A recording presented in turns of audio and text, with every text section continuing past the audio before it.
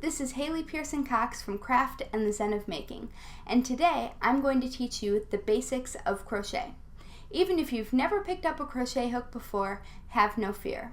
In this video, I'll teach you how to attach the yarn to the hook, make your foundation chain, and then I'll teach you 3 basic stitches. You'll be able to make your own simple scarves, washcloths, dish scrubbers, and much more. Let's get started. Attach the yarn to the hook by making a slip knot. Once you've tied your knot, insert the hook into the loop you've created. Tighten the yarn onto the hook, leaving the knot loose enough to move around the hook freely. To hold the yarn, wrap it around your hand as shown. Create a chain stitch by wrapping the yarn counterclockwise around your hook and pulling it through the loop. Repeat this process 10 times to create your foundation chain.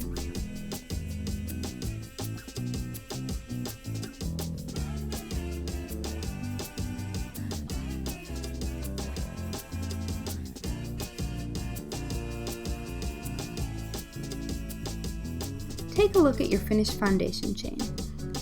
On the front, you should see stacked V's all the way down, and on the back, you should see little humps in the center of each stitch. Start the next row, chain 1, and turn your work so your stitches are on the left.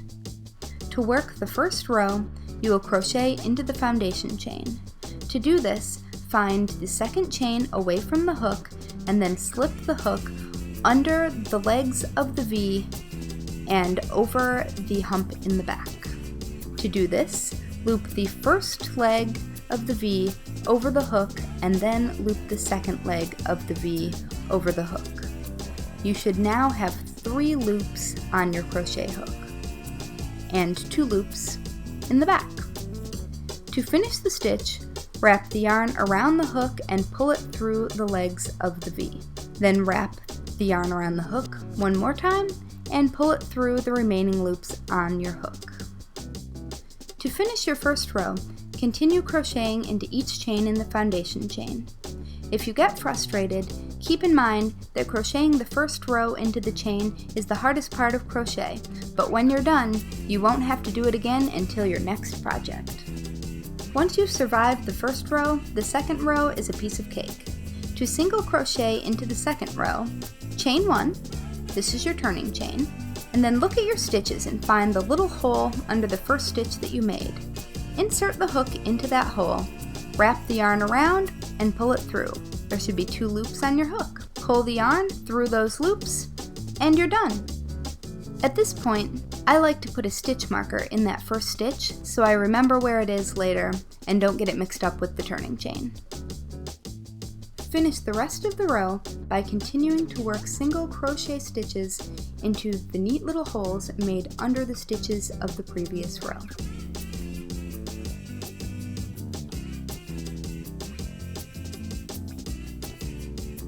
For your next row, turn your work so it's facing the left, and then chain twice. This will be your turning chain for double crochet. To double crochet, wrap the yarn around the hook once, insert the hook into the hole under the stitch in the previous row, then pull the yarn through the loop so you have 3 loops on your hook.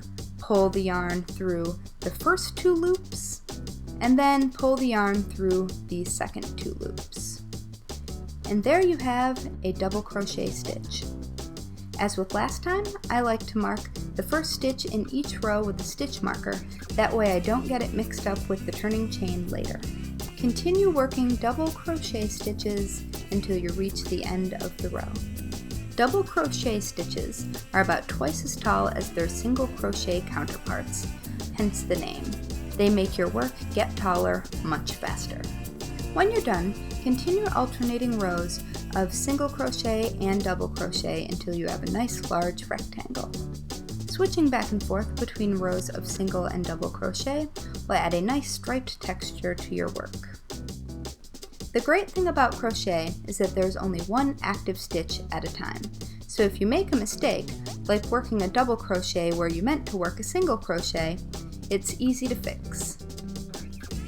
Once you find out that you've made an incorrect stitch, simply pull the yarn and pull that stitch out.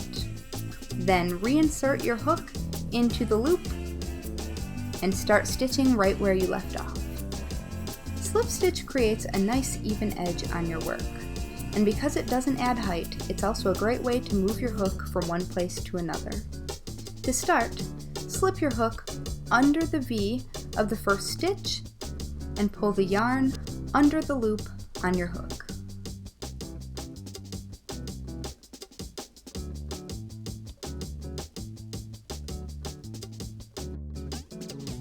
Slip stitches are also the perfect way to add an even edge all around a finished project. Finishing off a crochet project couldn't be easier. Just snip the yarn, leaving about a 6-inch tail, pull the tail through the last loop on your crochet hook, and then tug on it to tighten. There you have your finished crochet project. The very last thing you'll need to do is weave in the ends of your yarn using a yarn needle. As long as you follow the direction of the stitches, your ends should be completely covered. You now have the basic crochet skills to start your own project, so get on out there and start hooking.